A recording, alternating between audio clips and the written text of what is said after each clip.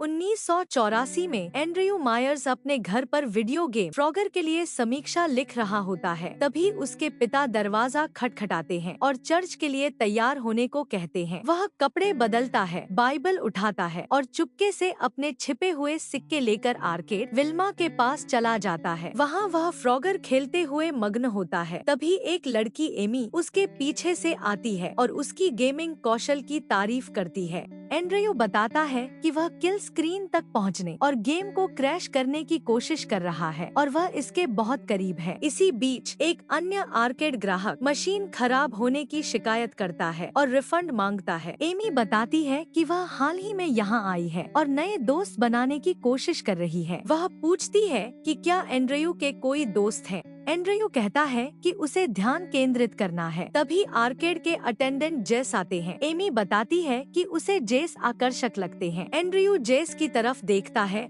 और गेम हार जाता है। जेस आते हैं और उन्हें चल रहे दाव की याद दिलाते हैं। जो भी पहले किल स्क्रीन तक पहुंचेगा, दूसरा उसे पिज्जा देगा। जेस एंड्रयू को उसका मेल देते हैं और एमी को बताते हैं कि एंड्रयू के माता पिता सोचते हैं कि वह बाइबल स्टडी में है। Andrew bit and Blitz magazine का एक पत्र खोलता है जो उसकी लेखनी की प्रशंसा करता है, लेकिन पुरानी गेम की समीक्षा होने के कारण उसे प्रकाशित नहीं कर पाते। वे सुझाव देते हैं कि वह किसी नए गेम पर समीक्षा लिखे। एमी सुझाव देती है कि वह मिलिपेड पर लिखे, लेकिन एंड्रयू बताता है कि यह शहर का एकमात्र आर्केड है, इसलिए नए गेम मिलना मुश्किल है। एंड्रयू नोट करता है कि आर्केड में नए गेम आने की संभावना कम है। जेस उसका मनोबल बढ़ाते हैं, कहते हैं कि एक दिन वह गर्व से कहेगा कि वह वीडियो गेम पत्रकार एंड्रयू मायर्स का दोस्त था। इसके बाद एमी तीनों की एक तस्वीर लेती है। जब एंड्रयू सिक्के खत्म होने पर जाने को तैयार होता है, तब अचानक एक सिक्का नई गेम मशीन पॉलीबियस के स्लॉट से गिरता है।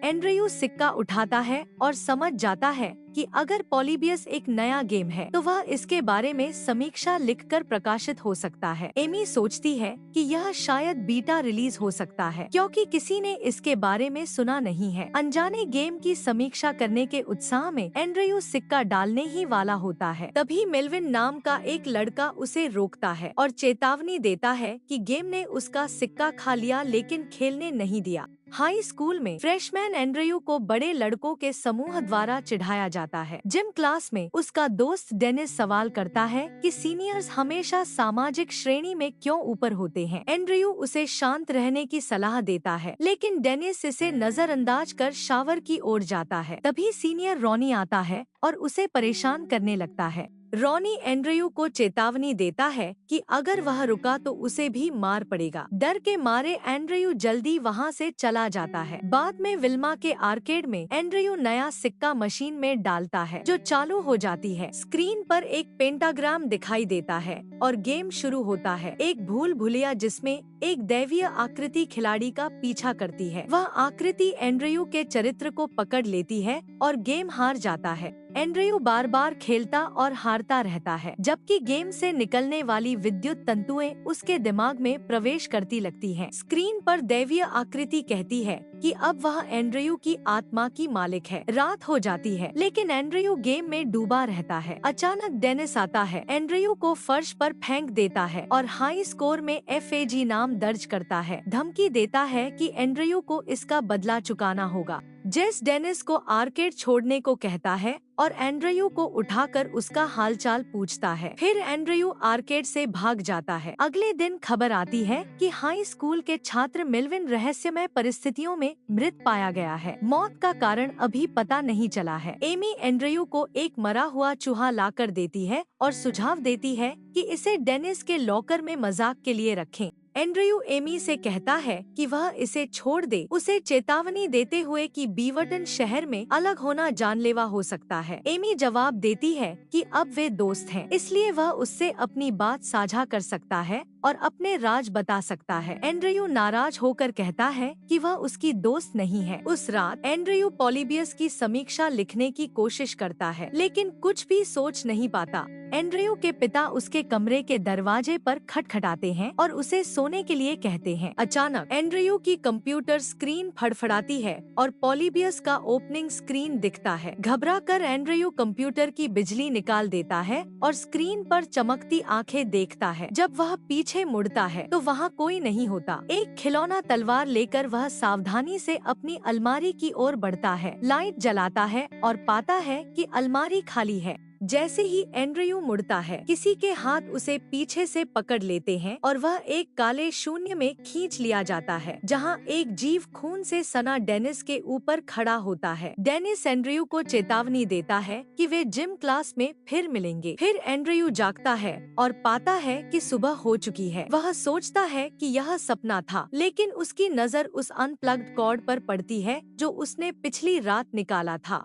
जिम क्लास में एंड्रयू अपनी गर्दन के पीछे एक पेंटाग्राम देखता है। कोच वुर्गलार उसके पीछे आते हैं और उसे शावर लेने के लिए कहते हैं। जब एंड्रयू अपना लॉकर खोलता है तो अंदर से खून टपक रहा होता है और वह डेनिस का शव पाता है, जिसके हाथ पर भी पेंटाग्राम बना होता है। पुलिस आती है और शव को ले जाती है। एंड्रयू जांच अधिकारी को बताता है कि शायद उसके पास कुछ जानकारी है। वह पॉलीबियस गेम और अपने डरावने सपनों के बारे में बताता है। अधिकारी उसे एक नोटबुक देते हैं और कहते हैं कि वह अपने सारे सपने उसमें लिखे और इसे अपने माता पिता को दे ताकि वे इसका प्रबंध कर सकें। तभी दरवाजे पर एक व्यक्ति, एजेंट एक्स, एंड्रयू से पूछता है कि क्या उसने पॉलीबियस खेला है और क्या वह जानता है कि और कौन कौन इसे खेल चुका है। एंड्रयू इस बात से इनकार करता है कि वह किसी और को जानता हो। एजेंट एक्स तब एंड्रयू को उसके साथ पॉलीबियस के बारे में चर्चा करने के लिए आमंत्रित करता है, लेकिन एंड्रयू डर कर वहाँ से चला जाता है। एजेंट एक्स डेनिस का शव और एक अन्य शव लेकर चला जाता है, जबकि एंड्रयू झाड़ियों के पीछे से यह सब देखता है। घर पर एंड्रयू अपनी सारी अनुभवों को लिखता है। उसके पिता दरवाजा खटखटाते हैं और उसे सोने के लिए कहते हैं।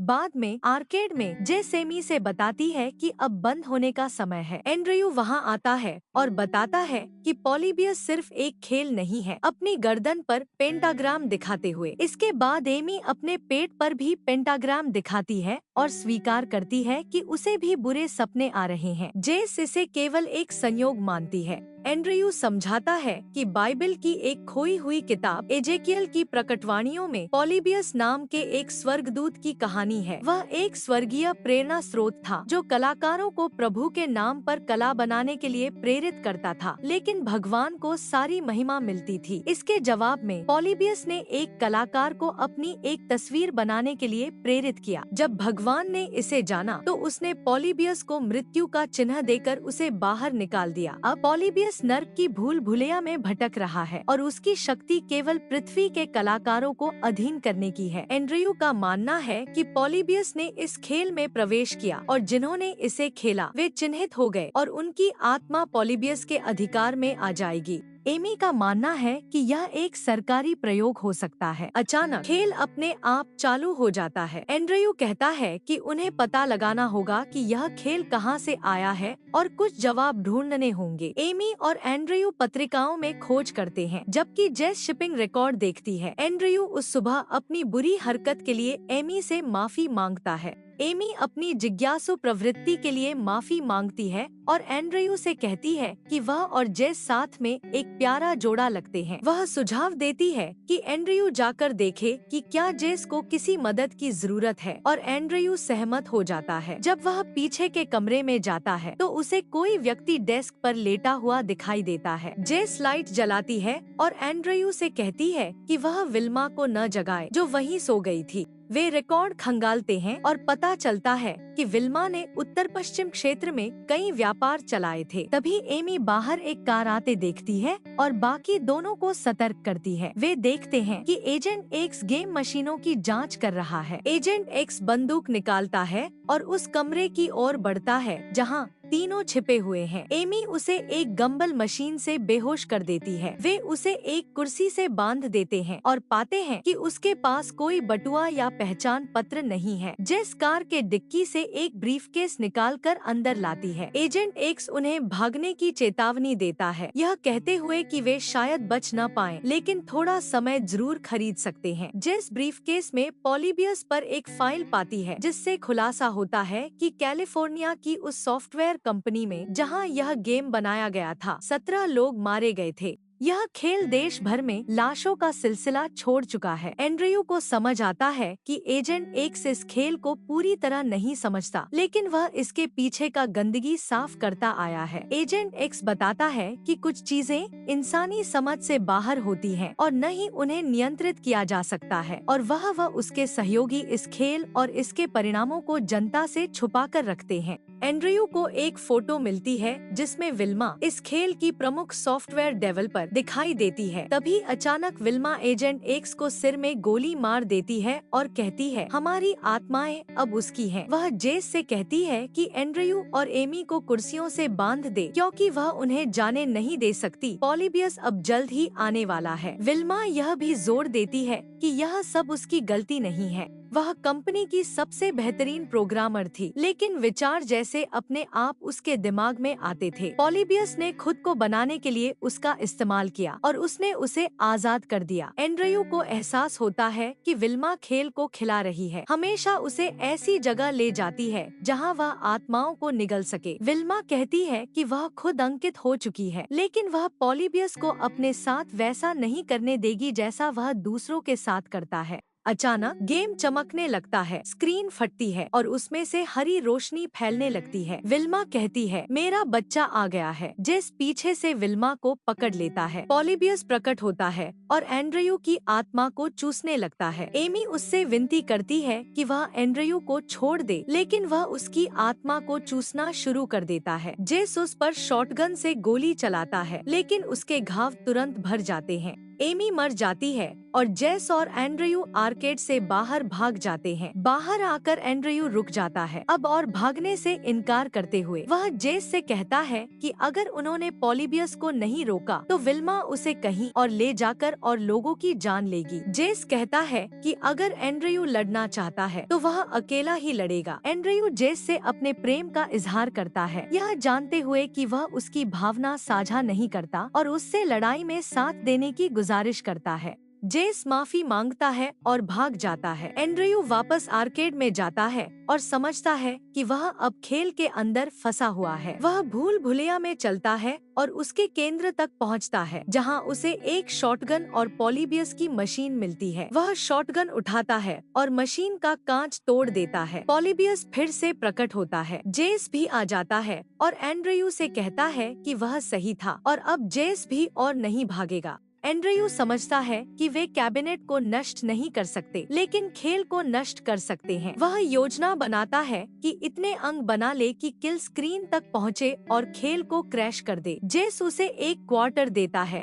और कहता है कि यही उसका आखिरी सिक्का है। एंड्रयू सिक्का डालता है और खेलना शुरू करता है। जेस राक्षस को एंड्रयू से दूर ले जाता है, लेकिन एक बंद गली में फंस जाता है। राक्षस जेस की आत्मा चूसने लगता है। एंड्रयू हाई स्कोर पार कर लेता है और पॉलीबियस जेस को छोड़कर उसकी ओर बढ़ता है। जैसे ही एंड्रयू एक अंक दूर होता है किल स्क्रीन से, राक्षस उसे पकड़ लेता है। एंड्रयू जोयस्टिक को पकड़ता है और एक आखिरी चाल चलता है। राक्षस फट जाता है और आत्माएं एमी और जेस के शरीरों में लौट आती हैं। एंड्रयू और जेस खुद को वापस आर्केड में पाते हैं, एक दूसरे को गले लगाते हुए। विल्मा शॉटगन लेकर सामने आती है, लेकिन एमी बेसबॉल बैट से उसके सिर पर वार कर देती है। तीनों एक दूसरे को गले लगाते हैं और आर्केड से बाहर चले जाते हैं। बाद में स्कूल में एंड्रयू तीनों की एक फोटो अपने लॉकर में लगाता है। पॉलीबियस पर उसकी समीक्षा स्वीकार कर ली जाती है। जिम क्लास में एंड्रयू अपने बुलियों का सामना करने के लिए तैयार होता है। इस बार वह भागने की जगह डट कर खड़ा होता है।